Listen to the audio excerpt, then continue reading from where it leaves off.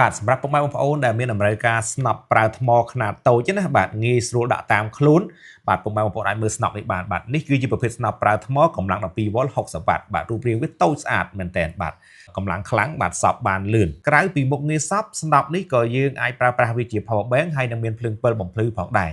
អញ្ចឹងករណីពុកម៉ែបងប្អូនមានតម្រូវការឬក៏មានចំណាប់អារម្មណ៍អាចធ្វើការតាក់ទងមកបានបាទតម្លៃតែ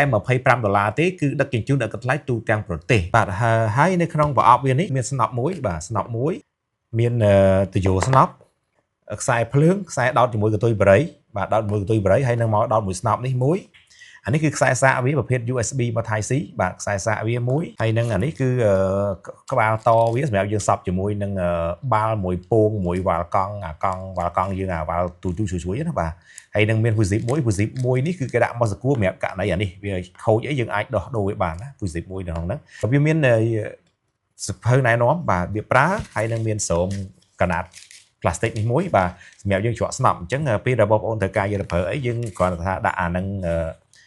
តាមខ្លួនទៅមកឈុតវាច្រកមកហើយយើងរូតវាឆ្វោកមកបានហើយបាទអញ្ចឹងគឺស្នប់នេះគឺមានកម្លាំង12វ៉ុល60វ៉ាត់ហើយតម្លៃវាគឺ$25បាទដឹកជញ្ជូនដល់ឥតគិតថ្លៃទូទាំង25រាជធានីខេត្តអញ្ចឹងបើសិនជាពុកម៉ែបងប្អូនមានតម្រូវការឬក៏មានចម្ងល់បាទសូមតាក់ទងមកឥឡូវនេះបាទសូមអរគុណ